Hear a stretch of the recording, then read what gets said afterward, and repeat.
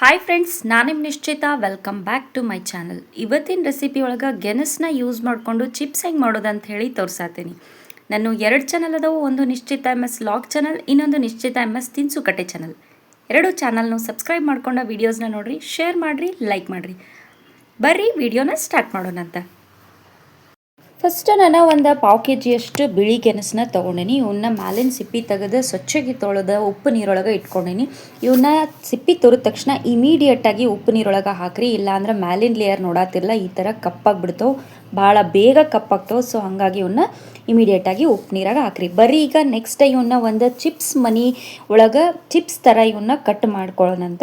So ನೋಡಿರಿ, ನಾ ಇಲ್ಲೇ ಒಂದು ಸಣ್ಣದ ಚಿಪ್ಸ್ ತುರಿಯೋ ಮನಿ ಒಳಗೆ ಇವನ್ನ ಈ ಥರ ರೌಂಡಾಗಿ ಚಿಪ್ಸ್ ಗತೆ ಕಟ್ ಮಾಡ್ಕೋತೀನಿ. ನೀವು ಇನ್ನು ಫಿಂಗರ್ ಚಿಪ್ಸ್ ಗತೆನೂ ಕಟ್ ಮಾಡ್ಕೋಬೋದು, ಬಟ್ ಈ ಥರ ಮಾಡಿರಿ, ಭಾರಿ ಟೇಸ್ಟ್ ಅಂದರೆ ಟೇಸ್ಟಾಗಿ ಬರ್ತಾವೆ.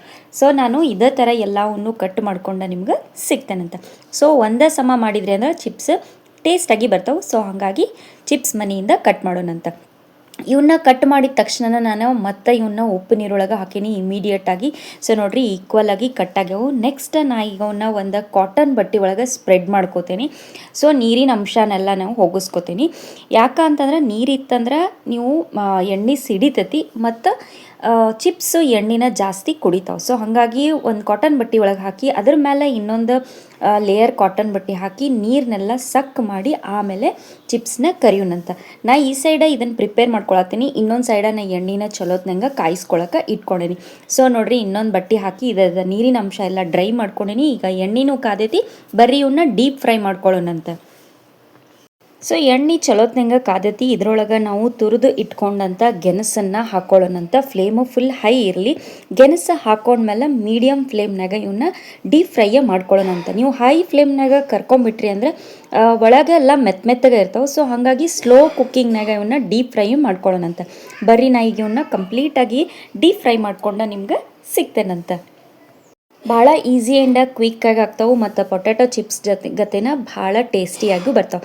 ಸ್ವಲ್ಪ ಸ್ವೀಟಾಗಿರ್ತಾವೆ, ಚಟ್ಪಟ್ ಅಂಥೇಳಿ ನೀವು ಸಾಲ್ಟ್ ಅದು ಹಾಕೊಂಡು ಸರ್ವ್ ಮಾಡಿರಿ, ಭಾರಿ ಟೇಸ್ಟ್ ಅಂದ್ರೆ ಟೇಸ್ಟ್ ಆಗಿರ್ತಾವೆ. ಸೊ ನೋಡಿರಿ, ಇವೆಲ್ಲ ಡೀಪ್ ಫ್ರೈ ಆಗ್ಯಾವ. ಈಗ ಸೈಡಿಗೆ ಇವನ್ನ ಒಂದು ಮಿಕ್ಸಿಂಗ್ ಬೌಲ್ನಾಗ ನಾನು ತೆಗೆದು ಇಟ್ಕೋತೇನಂತ.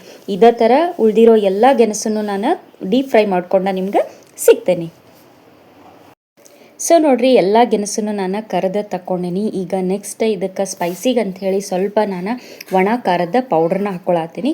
ಮತ್ತು ನೆಕ್ಸ್ಟ್ ಇದಕ್ಕೆ ರುಚಿಗೆ ಎಷ್ಟು ಬೇಕೋ ಅಷ್ಟು ನಾರ್ಮಲ್ ಸಾಲ್ಟನ್ನು ಹಾಕ್ಕೊಳತ್ತೀನಿ. ನೀವು ಬೇಕಿದ್ರೆ ಕಾಲ ನಮಕನ್ನು ಹಾಕೋಬೋದು ಮತ್ತು ಚಾಟ್ ಮಸಾಲ ಕೂಡ ಹಾಕೋಬೋದು. ಹಾಕ್ಕೊಂಡು ಚಲೋತ್ನಂಗೆ ಮಿಕ್ಸ್ ಮಾಡಿಕೊಂಡು ಒಂದು ಸರ್ವಿಂಗ್ ಪ್ಲೇಟಿಗೆ ಸರ್ವ್ ಮಾಡ್ಕೊಂಡ್ವಿ ಅಂದರೆ very easy and quick and ಟೇಸ್ಟಿಯಾಗಿರುವಂಥ ಗೆಣಸಿನ ಚಿಪ್ಸ್ ರೆಡಿ ಆಗಿಬಿಡ್ತೈತೆ ನೋಡಿರಿ.